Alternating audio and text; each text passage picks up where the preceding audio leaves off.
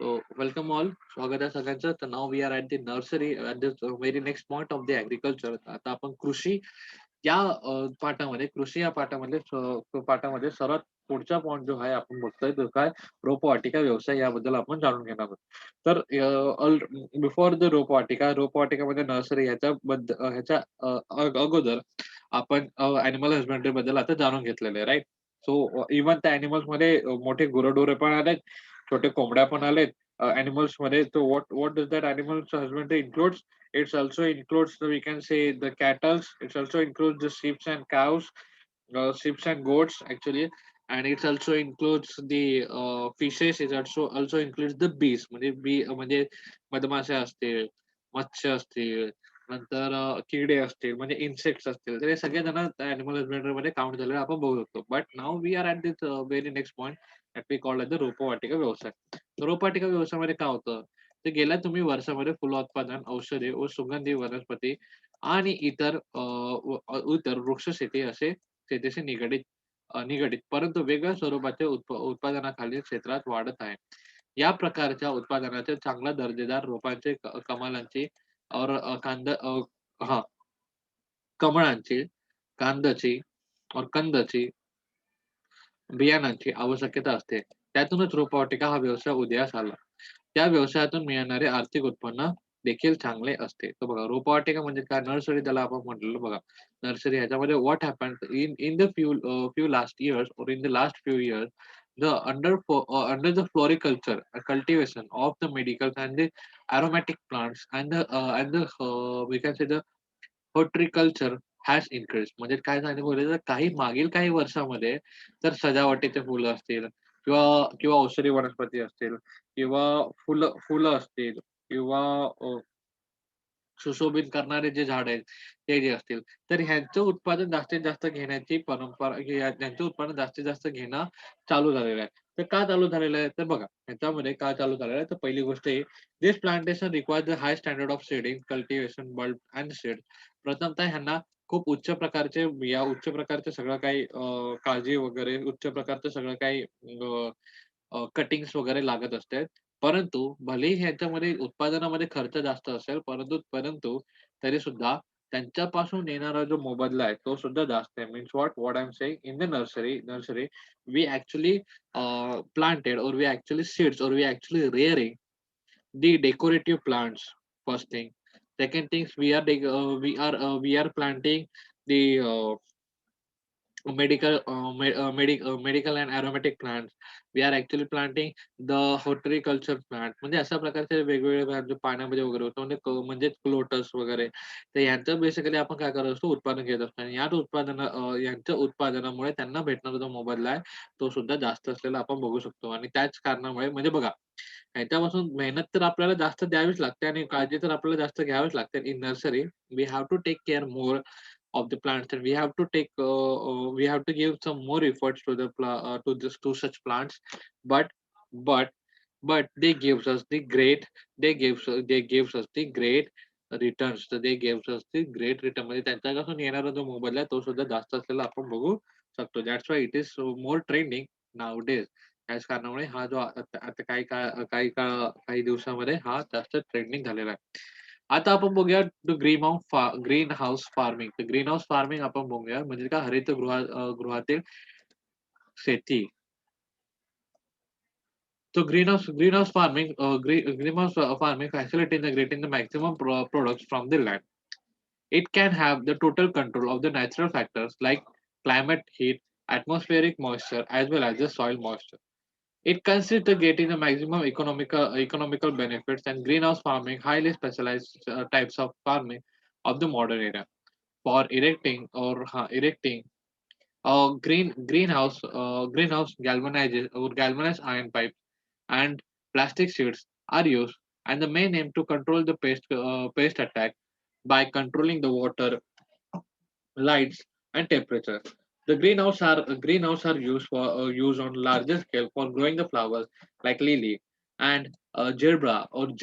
Okay, the zebra. To give the maximum economical return. म्हणजे बघा त्यांनी प्रथमतः आपण त्या ग्रीन हाऊस कडे बघून घ्या. तर ग्रीन हाऊस बघा आपल्याला कशा प्रकारे दिसतो. तर एक हिरवी शीट आणि लोखंड पाईप, म्हणजे बघा हिरवी शीट आणि लोखंड पाईप यांच्यापासून एक खोली बनवतात. यांच्यापासून एक खोली बनवण्यात येते आणि त्या खोलीमध्ये लिली वगैरे सारखे जे प्लांट्स असतात किंवा फुलं बागा असतात, ते फुलं तिथं बेसिकली उगवले जातात. फुलं तिथं बेसिकली उगवले जातात. तर त्याच्यामुळे ग्रीन हाऊस, त्यालाच आपण ग्रीन हाऊस बेसिकली असं म्हणत होतो. तर ग्रीन हाऊसचा पण वापर आजकाल जास्तीत जास्त होत आहे बघा. ह्याच्यामध्ये आपण त्याला म्हणतो ना हरितगृह शेती. तर बघा कमी क्षेत्रातून जास्तीत जास्त उत्पादन घेण्याचं आणि जमीन, हवामान, उष्णता, आर्द्रता, ओलावा इत्यादी सारख्या नैसर्गिक घटकांवर पूर्णतः नियंत्रण ठेवून जास्तीत जास्त आर्थिक फायदा मिळवून देणाऱ्या नगदी पिकाचं उत्पादन घेण्याचा हरितगृहामध्ये वापर केला जातो. हरितगृहातील शेती हा शेतीच्या अलीकडच्या काळातील विशेष प्रकार आहे. हरितगृह हरितगृह उभारण्यासाठी लोखंडी पाईपाचा सांगडा व प्लास्टिकचे कागद यांचा वापर केला जातो. पाणी, उजेड व तापमान यांचे नियंत्रण तसेच बंदिस्त वातावरणामुळे रोगराईवर नियंत्रण करणे हे त्यामागचं मुख्य उद्देश आहे. लिली, और वी कॅन से जरबेरा अशी जास्त आर्थिक फायदा अशा जास्त आर्थिक फायदा फुलं फुलांच्या शेतीसाठी वापर तत्वावरून हरितगृहाचा वापर मोठ्या प्रमाणात होत आहे. ठीक आहे. सो यांनी बेसिकली जे तुम्हाला मी सांगितलेलं तेच त्याने सांगितलं, की प्रथमतः आणि कागद म्हणजे प्लास्टिक कागद बेसिकली त्याला आपण बोलतो. त्याच्यापासून एक खोली बनवतात. त्या खोलीमध्ये मग आपल्या नियंत्रणावर केवढी हवा असेल, केवढं केवढं पाणी लागेल, त्यासोबत केवढे बियाणे वगैरे त्याच्यात टाकले जातील. ते हे सगळं काही नियंत्रण त्याच्यामध्ये घेतलं जातं आणि त्या अनुषंगाने आणि on the basis of this तो ग्रीन हाऊसमध्ये कोणते प्लांट्स वगैरे किंवा कोणते सीड्स तिथे घेण्यात येतील त्याच्याबद्दलचं डिस्कशन होतं ना, ते घेतले जातात. आणि त्याच्यातून जास्तीत जास्त मोबदला आपल्याला भेटतो आणि ग्रीन हाऊसचा सर्वात पॉझिटिव्ह पॉइंट आहे. याच्यामध्ये आपल्याला कमी वेळात जास्तीत जास्त उत्पादन घेता येऊ शकतं. बिकॉज जास्तीत जास्त हां, घेता येऊ शकतं. कारण ह्याचा जो एन्व्हायर्नमेंटल कंट्रोलिंग आहे तो आपल्याकडे असतो. ह्याच्यामध्ये एन्व्हायर्नमेंटल कंट्रोलिंग आहे तो आपल्याकडे असतो. ठीक आहे. So this is the thing of the This is the thing about the greenhouse or greenhouse we can say. ठीक आहे. हरितगृहाबद्दल ते सगळे काही गोष्टी आपण बघत आहोत. ठीक आहे. आता आपण नेक्स्ट बघूया. तर next what we will see that is called the शेतीचे प्रकार. आता पुढे आपण नेक्स्ट बघूया शेतीचे प्रकार. तर शेतीच्या प्रकारमध्ये बेसिकली काय काय आपण बघतो. तर शेतीच्या प्रकारामध्ये एखाद्या प्रदेशाची भौगोलिक विविधता व सांस्कृतिक भिन्नता, सॉरी तंत्रातील वि, वि, तंत्रातील विविधता यांचा विचार करणाऱ्या शेतीच्या विविध पद्धती उदयास आलेले आहेत. शेती करण्याचा उद्देश घेतले जाते पिके, शेती करण्याची पद्धती, वापरण्यात येणारे तंत्र, भूमीचे नियोजन इत्यादी शेतीचा प्रकार ठरतो. सर्वसाधारणपणे शेतीचे पुढील प्रकार असतात. Yeah. So what they are saying, so they are saying the types of farming. Okay. So we'll talk about yeah. So different types of agriculture have the evolved due to the geographical and the cultural diversity. Okay. तर बघा different types of agriculture म्हणजे वेगळ्या शेती हे वेगळ्या पारंपरिकमुळे वेगळ्या वातावरणामुळे तिथलं असलेलं वातावरण भौगोलिक वातावरणामुळे वेगवेगळे झालेलं म्हणजे बघा प्रत्येक शेती आता मला सांगा प्रत्येक शेतीमध्ये कसं तर बघा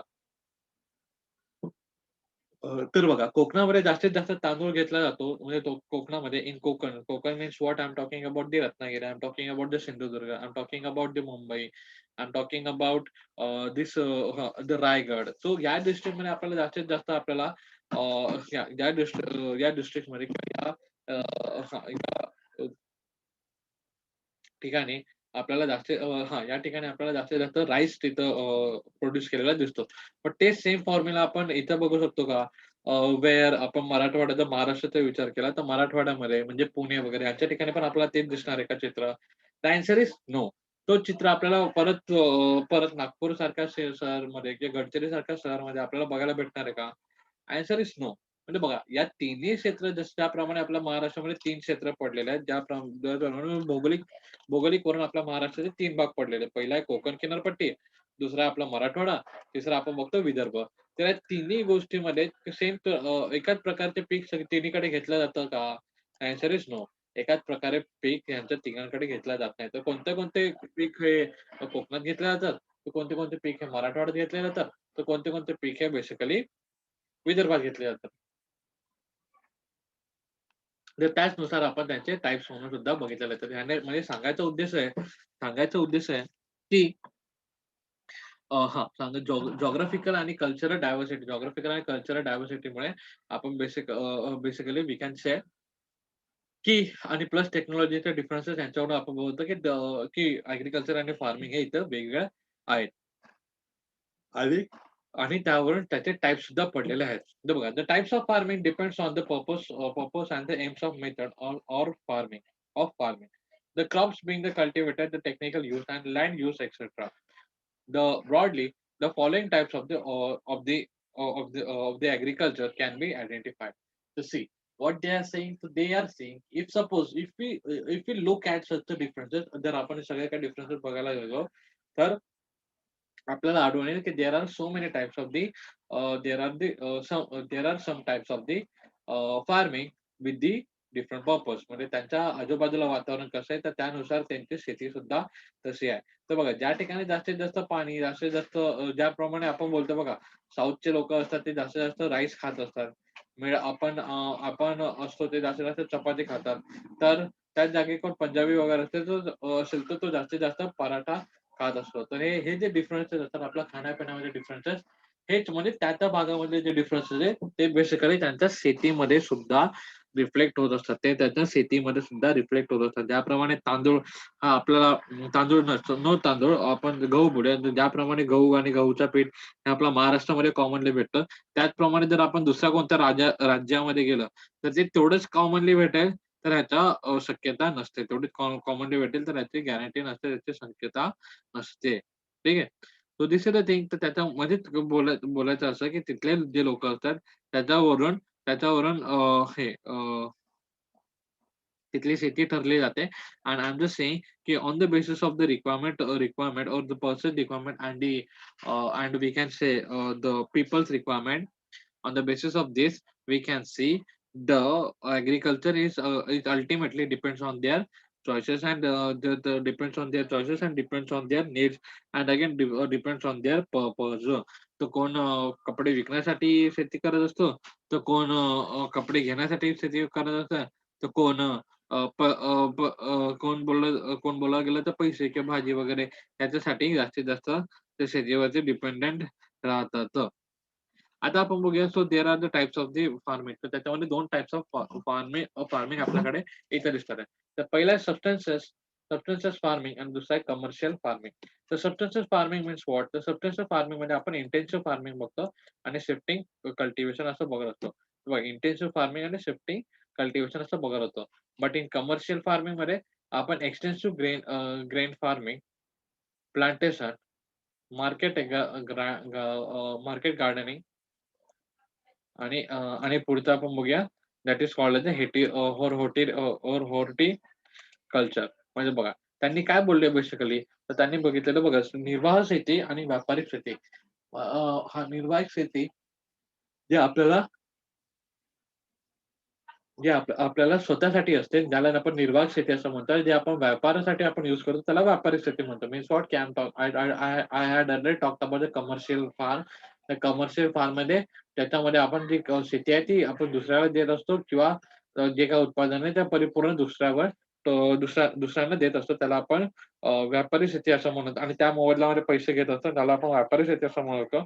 आणि निर्वाह शेतीमध्ये जे आपल्याला स्वतःला असते त्याला आपण सबस्टन्सेस शेती असं म्हणत असतो. तर बघा पुढचे काय? तर हां, तर पुढचं आपण बघूया, स्थलांतरित शेती आणि सखोल शेती. तर ह्यांच्यामध्ये आपल्याला 2 पार्ट दिसून येतात. तो सेन्सिटिव्ह मीनिंगमध्ये काय बघतोय, तर सेन्सिटिव्ह मीनिंगमध्ये आपण इंटे हां, आपण इंटेन्सिव्ह फार्मिंग नंतर शिफ्ट इन्क्रीजिंग याबद्दल बोलत आहोत. म्हणजे इंटेन्सिव्ह फार्मिंग आणि सॉरी शिफ्टिंग कल्टिव्हेशन ह्याच्याबद्दल आपण बोलत आहोत. सेकंड याच्यामध्ये जर आपण बघितलं जर कमर्शियल ह्याच्यामध्ये, तर पहिली गोष्ट त्याच्यामध्ये आपण बघायला गेलं तर बघा एक्सटेन्सिव्ह ग्रेन ग्रामर. नंतर आहे they used intensive grain farming. नंतर आपल्याकडे आहे प्लांटेशन फार्मिंग. नंतर आपल्याकडे मार्केटिंग गार्डनिंग आणि नंतर आपल्याकडे होरिकल्चर. नंतर आपल्याकडे आहे होरिकल्चर. तर होरिकल्चर म्हणजे बघा ह्या चारही गोष्टींमधून आपण बघू शकतो. या चारही गोष्टी जर आपण ऑब्झर्व्ह केल्या तर आपण कधी बाजारात वगैरे गेलो असेल, आईंच्या सोबत किंवा आई-वडील यांच्यासोबत कधी जर बाजारात गेले असेल, तर तुम्हाला अशा प्रकारची शेती म्हणजे जी आपल्याला कमर्शियल फार्मिंग आपण ज्याला म्हणतोय, ते आपण बघू शकतो. का? का ते कमर्शियल आहे? कारण ते फर्स्ट ऑफ ऑल की तुम्ही पैशाच्या मोबदल्यामध्ये ती गोष्ट विकत आहात. त्या पैशाच्या मोबदल्यामध्ये ती गोष्ट तुम्ही विकत आहात. म्हणून त्याला आपण कमर्शियल फार्मिंग असं म्हटलेलं आहे. ठीक आहे. पुढे आपण बघूया the subsistence farming. The subsistence farming बद्दल आपण बोलून घेणार. What is the thing the subsistence farming? Tell मी.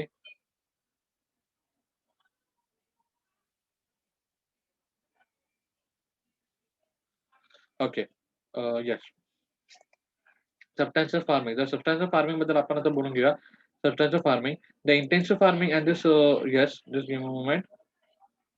तर निर्वाह शेती. निर्वाह शेतीबद्दल आपण बोलूया. तर पारंपरिक शेतीमध्ये सखोल सखोल शेती व स्थलांतरित शेती असे 2 प्रमुख प्रकार होतात. असे 2 प्रमुख प्रकार होतात. तर सखोल शेती ही एकाच जमिनीत अनेक वर्षांनी वर्षांनी करत जाणारी शेती आहे. तर सखोल शेती ही एकाच जमिनीवर अनेक वर्षांनी केलेली करण्यात आलेली शेती आहे आणि स्थलांतरित शेतीमध्ये प्रत्येक वेळी नव्या जमिनीची शेती केली जाते किंवा ठराविक काळानंतर त्याच जमिनीत पुन्हा शेती केली जाते. तर बघा, तर आपण निर्वाह शेतीमध्ये 2 प्रकार आपण बघत आहोत. तसे we are in substantial farming मध्ये we are looking at the two types of farming, the or intensive farming and the shifting farming. Intensive farming and shifting cultivation. तर बघा, intensive farming means what? The intensive farming means की we are farming or we are cultivating that land, the same land for years and years. म्हणजेच काय मी म्हटलं, की आपण तीच जमीन सतत आपण हे करत असतो. त्याला सतत आपण त्या जमिनीवर आपण उत्पादन घेत असेल, तर आपण त्याला इंटेन्सिव्ह फार्मिंग किंवा आपण त्याला आपण सखोल शेती असं म्हणू शकतो. त्यालाच आपण सखोल शेती आपण म्हणू शकतो. But if we talk about the shifting, जर आपण शिफ्टिंग आणि स्थलांतरित ह्याच्यामध्ये बोलू शकतो. स्थलांतरित जर आपण बोललो तसे, just give me a moment. The intensive farming is carried out in the one and the same farm for years and years. In shifting cultivation, the every year the new area is chosen for cultivation. After the specific period of the time, the old areas are again used for the cultivation. म्हणजेच बघा त्यांनी काय म्हटलेलं आहे, तर intensive farming मध्ये म्हणजेच what की सखोल शेतीमध्ये. तर सखोल शेतीमध्ये त्यांनी काय बोलले, तर सखोल शेतीमध्ये दे हॅव सेड की आपण एकच लँड बघा, आपल्या आजी-आजोबांना जर आपण बघितलं, आपल्याकडे शेती बघितलं, आपल्या आजी-आजोबांनी जर आपले वडील जर शेतकरी असेल, तर आपण बघितलेलं आपले वडील काय दरवर्षी दुसऱ्या जमिनीवरती काम करतात का? नाही. जर आपल्याकडे स्वतःची जमीन असेल आणि स्वतः जर आपण स्वतःला जमिनीमध्ये शेती करत असू, तर आपण बघू शकतो की एकाच शेतीवरती आपली फॅमिली काय करत असते, वर्षानुवर्ष उत्पादन काढत असते. आपली फॅमिली काय करत असते, वर्षानुवर्ष उत्पादन काढत असते. बट बट जर आपल्याकडे खूप मोठी जमीन असेल, जी आपल्याकडे खूप मोठी जमीन असेल, परंतु तिला एकसाथ करणे पॉसिबल नसतं. तेव्हा आपण काय करतो, कधी हा एरिया करतो, कधी हा एरियामध्ये शेती करतो, कधी ह्या एरियामध्ये शेती करतो, कधी या सेक्शनमध्ये शेती करतो. अशा प्रकारची शेती करून तर पुन्हा आपण आपली जी मूळ जागा आहे तिथं आपण येत असतो. त्यालाच आपण काय बोलतो, तर या शेतीला आपण शिफ्टिंग कल्टिव्हेशन असं म्हणत होतो. शिफ्टिंग कल्टिव्हेशन आपण त्याला म्हणू शकतो. म्हणजे काय मी पुन्हा एकदा तुम्हाला सांगायचा प्रयत्न करतो. बघा, शिफ्टिंग कल्टिव्हेशन म्हणजे स्थलांतरित शेतीमध्ये काय होतं, स्थलांतरित शेतीमध्ये एक आता समजा ही पूर्ण शेतजमीन आहे, तर कधी या ठिकाणी तिथे शेती केली जाते, कधी या ठिकाणी शेती केली जाते, कधी या ठिकाणी शेती, कधी या ठिकाणी शेती असं करत प्रत्येक एरियाच्या मध्ये शेती केली जाते आणि पुन्हा मूळ स्थानावरती आली जाते. तर यालाच आपण काय म्हणतात, शिफ्टिंग कल्टिव्हेशन किंवा स्थलांतरित शेती म्हणतात. बट इंटेन्सिव्ह फार्मिंग म्हणजे सखोल शेतीमध्ये एकाच भल्या मोठ्या जमिनीमध्ये किंवा एकाच जमिनीमध्ये वर्षानुवर्ष काय केली जाते? वर्षानुवर्ष तिथे उत्पादन घेतलं जातं. ठीक आहे. So this is the thing. आता आपल्याकडे पुढे आहे, तर आपण शिफ्टिंग कल्टिव्हेशन बद्दल आता बोलून घेऊया. तर शिफ्टिंग कल्टिव्हेशनमध्ये काय प्रॉब्लेम्स किंवा काय सिनेरिओज आहेत ते आपण आता जाणून घेऊया. तर शिफ्टिंग कल्टिव्हेशन बद्दल आपण अजून जाणून घेणार आहोत. तर बघा, स्थलांतरित शेती. तर बघा, भटकी शेती हा प्राथमिक अवस्थेतील शेती आहे. उष्णकटिबंधीतील दाट अरण्याच्या वन प्रदेशात तसेच डोंगराळ भागामध्ये या प्रकारची शेती असते. शेती करण्यासाठी शेतकरी प्रथम वनातील जमिनीतील तुकड्याचा निवड करतो. तो जमिनीचा तुकडा शेतीयोग्य करण्यासाठी झाडे-झुडपं, गवते कापतो. जमीन मोकळी करतो. कापलेली झाडे अ, का वाळल्यानंतर ती जाळतो. त्यानंतर शिल्लक राहणारी राख खत म्हणून मृदेत मिसळली जाते. नंतर पावसापूर्वी पेरणी करतो व उत्पादन घेतो. अ, आकृती 9.6 आपण 9.6 ओके ठीक आहे. 9.6 आपण बघूया. यातून मिळणाऱ्या उत्पादनाची अन्नाची गरज भागवण्यात पुरेसे नसते. त्यामुळे शिकारी, मासेमारी, जंगलातील फळे, कंदमुळे गोळा करण्याकडे अशा गोष्टीही कराव्या लागतात. या प्रकारात जमिनीच्या पिकाखालील कालावधी अल्प असून पडीक कालावधी दीर्घ असतो. पिकाखाली कालावधी हे असून अल्प असून पडीक कालावधी दीर्घकाळ असतो आणि जमिनीच्या उत्पन्न क्षमता कमी झाल्यानंतर 2 ते 3 वर्षानंतर शेतीसाठी दुसरी जागा निवडलेली जाते. म्हणजे बघा, they are saying about the shifting cultivation. The shifting cultivation is a primary type of the cultivation. This type of the cultivation is practiced in the tropical and in the densely forested. The densely forested area and the hilly tracts. So, hilly tracts. The farmer initially selected the piece of land in the forest. In order to make the cultivable, he clears the lands by the cutting down the trees, plants, and remove the shrubs and grass. Once the cut trees dry out, he burns them, and the left over the ash and gets mixed in the soil and act as manure. The sowing and harvesting is done before the rainy season. See the figure 9.6. The production obtained from this is not sufficient to fulfill the food requirement. Hence, the people undertake the hunting, fishing, gathering of bulbs and roots from a forest. In these types of the followed periods is longer than the crop period. The fallow period is longer than the crop period. After the productivity of the land depleted in 2 or 3 years, the different pieces of land is selected for the cultivation. So see what they are saying. So they are saying basically, they are saying basically, as we already talked about the shifting cultivation. So means what? की see, एक particular मोठी land असते. त्या मोठी land मधला तो पहिले एक हा सेशन जर तो हे केलं त्याच्यामध्ये म्हणजे शेती केली, तर तो नंतर काही वर्षानंतर किंवा नेक्स्ट इयर तो दुसरे सेक्शन घेतो. नंतर परत तो दुसरा सेशन घेतो. तर अशाप्रमाणे तो काय करतो, असे सेक्शन्स घेत जातो आणि त्या सेक्शनमध्ये तो काय करायला जातो, शेती करायला पुढे येऊन जातो. तर बेसिकली आपण स्थलांतरित म्हणजे शिफ्टिंग कल्टिव्हेशन असं म्हटलेलं आहे. बट बट हां, शिफ्टिंग कल्टिव्हेशन म्हटलेलं. परंतु शिफ्टिंग कल्टिव्हेशन हे होते कोणत्या एरियामध्ये? ज्या ठिकाणी हिली एरिया आहे. तिथं डोंगराळ आहे, जास्तीत जास्त जंगल आहे आणि घनदाट जंगल आहे आणि डोंगराळ भाग आहे. तर अशा प्रकारचे असं किंवा ट्रॉपिक जो एरिया आहे, तशा प्रकारच्या एरियामध्ये अशा प्रकारच्या जागेमध्ये शिफ्टिंग कल्टिव्हेशन केले जाते आणि हा कसा आहे, तर प्रायमरी टाइप आहे प्रिमिटिव्ह म्हणजेच काय प्राथमिक अवस्थेची ही शेती असलेली आपण बघू शकतो. तर याच्यामध्ये सिनारिओज कसे होतात, की जंगल वगैरे असतात. तर सपोज की शेतकरीला हा जो जंगलचा एरिया आहे, त्याला याच सेक्शनमध्ये आता शेती करायची आहे. तर तो काय करणार, तर या सेक्शनमध्ये जेवढे पण ट्रीज वगैरे असतात किंवा ग्रास वगैरे असतात, यांना सगळ्या कापून झाल्यानंतर ते वाढल्यानंतर त्यांना तो जाळणार. जाळून झाल्यानंतर ती जी राख असेल ना, मी पुन्हा एकदा बोलतोय बघा, तो काय करणार, तर आता सपोज सपोज की हा एक भला मोठा जंगल आहे. हा एक सी हा एक भला मोठा जंगल आहे. या भला मोठ्या जंगलमध्ये तो काय करेल, हा जो एरिया असेल तो निवडणार. या एरियामध्ये तो काय करणार, तर पहिले झाड झाड तोडणार. झाड तोडल्यानंतर हां. झाड तोडल्यानंतर तिथले गवत वगैरे सगळं काय तोडून टाकणार. त्यांना वाळत घालणार. वाळत घातल्यानंतर त्यांना जाळणार. जाळल्यानंतर ती जी राख तयार होईल, ती राख पुन्हा त्या जमिनीमध्ये मिक्स करणार. पुन्हा मिक्स केल्यानंतर त्या राखेचा खत म्हणून वापर करणार हां, बघा. त्या राखेचा खत म्हणून वापर करणार आणि तिथं पुन्हा ती ती राख पुन्हा त्या जमिनीमध्ये मिक्स करणार. त्या जमिनीमध्ये मिक्स केल्यानंतर तो सीडिंग प्रोसेस करणार. सीडिंग म्हणजे काय? ती पेरणी ज्याला आपण म्हणतो. पेरणीची प्रोसेस तो करणार आणि पेरणीची प्रोसेस कंप्लीट केल्यानंतर, उत्पादन घेतल्यानंतर 1-2 वर्ष तिथे तो शेती करणार आणि शेती झाल्यानंतर तो 1-2 वर्ष तिथं शेती झाल्यानंतर तिथलं जेव्हा फर्टिलायझेशन किंवा तिथे फर्टिलिटी त्या लँडची फर्टिलिटी म्हणजे त्या जमिनीची उत्पादकता क्षमता जेव्हा कमी होऊन जाईल, तेव्हा तो काय करणार? तेव्हा ती जागा सोडणार आणि त्या जंगलाची दुसरी जागा पकडणार. दुसऱ्या जागेमध्ये पुन्हा झाडे तोडणार. पुन्हा नंतर तो झाडे तोडणार, गवत तोडणार आणि तिथं जाळून तिथं खत वगैरे तयार करणार. म्हणजे पुन्हा ती प्रोसेस तो करेल. Means what I said this process he will do again at the second the another part of the land, another part of the forest basically. And this process is continuous. And from this he will shift to this area, and again this from this he will shift to this third area.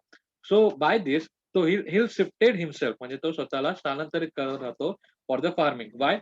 Because in this farming, कारण ह्या ज्या farming मध्ये जे काही production किंवा जे काही production किंवा फार्मिंग त्याला भेटतं, क्रॉप्स भेटतात, it is not sufficient for himself. म्हणजे त्याने त्याला जेवढी रिक्वायर्ड आहे अन्नाची, तेवढी रिक्वायरमेंट ती कम्प्लीट करू शकत नाही.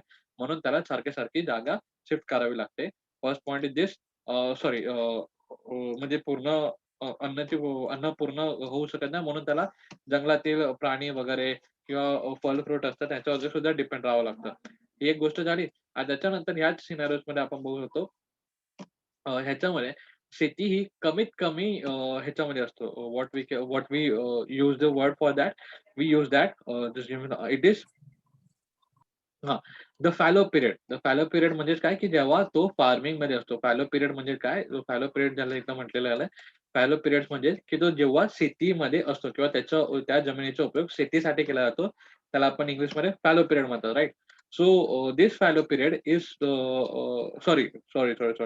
सो क्रॉप पिरियड म्हणजेच आपण त्याला शेती अंडर शेती म्हणतो आणि फॅलो पिरियडमध्ये जेव्हा ती पडीक असते त्याच्यावरती कोणतीही ॲक्टिव्हिटी होत नाही. त्या जमिनीवरती कोणतीही शेतीची ॲक्टिव्हिटी होत नाही, तेव्हा आपण त्याला फॅलो पिरियड म्हणतो. बट जे क्रॉप पिरियड आपण त्याला बेसिकली म्हणतो, तेव्हा त्याच्यामध्ये शेतीची ॲक्टिव्हिटी होत असते. तर जो फॅलो पिरियड असतो तो जास्तीत जास्त असतो, परंतु जो क्रॉपिंग पिरियड असतो तो खूप कमी असतो. म्हणजे म्हणजे ज्या जमिनीवर स्थलांतरित शेती झालेली असते, ती जमीन जास्तीत जास्त वेळ पडीक असते, पण खूप कमीत कमी वेळ ती उत्पादकता देत असते. Means what? Again I'll tell you in English. If suppose the once a land is used for the shifting cultivation, आणि म्हणजे काय, की एखादी जर जमीन ही शिफ्टिंग कल्टिव्हेशन साठी यूज झाली असेल, तर then it will more will last or more time. It will last for the fallow period, but it will be less time it will stays for the cultivation. म्हणजे काय मी म्हटलं, जे पण shifting cultivation साठी जी काही जागा यूज केली जाते ती जास्तीत जास्त पडीक राहते, म्हणजे फॅलो राहते, परंतु खूप कमी वेळेस ती क्रॉप्स देत असते. ठीक आहे. So this is the thing. This is all about the today session. आपण नेक्स्ट सेशन मधले कमर्शियल फार्मिंग वगैरे ह्याच्याबद्दल आपण बोलून घेणार आहोत. ठीक आहे. So there are the two types of farming. We have already seen the substantial farming and commercial farming. तर कमर्शियल फार्मिंग मध्ये कमर्शियल फार्मिंग मध्ये तर आपण नेक्स्ट सेशनला बघणार आहोत. बट उरलेला जो इंटेन्सिव्ह फार्मिंग आहे, इंटेन्सिव्ह फार्मिंग बद्दल आपण पुन्हा एकदा बोलून घेऊया. थोडंसं बोलून घ्या त्याच्याबद्दल, कारण हे पारंपरिक शेती ज्याला आपण म्हणतो, पारंपरिक शेती म्हणजे सखोल शेती. तर पारंपरिक शेती त्यालाच आपण सखोल शेती म्हणजेच काय, ह्याच्यामध्ये सिंपल आहे. सखोल शेतीमध्ये जी जमीन आपले आजी आजोबा किंवा आई वडील हे जे काय करत असतील, तर त्यांची ते काय वेगवेगळ्या जागा बदलत नाही. ते एकाच जागेवरती दरवर्षी उत्पादन घेत असतात. त्याला आपण सखोल शेती असं म्हटलेलं आहे. What we have said about the intensive farming. So on the same land we are taking the products, or we are cropping, or we are farming that or we are cropping that land for year and years. That we called as the intensive farming. म्हणजे काय, आपण एकाच जमिनीवर सारखं उत्पन्न घेतो, त्याला आपण इंटेन्सिव्ह म्हटलंय. आणि शिफ्टिंग कल्टिव्हेशन बद्दल आपण बोललेलो आहे. ठीक आहे. So this is all about this lecture. तुम्हाला काही डाऊट असेल, यू गॅस तुम्ही विचारू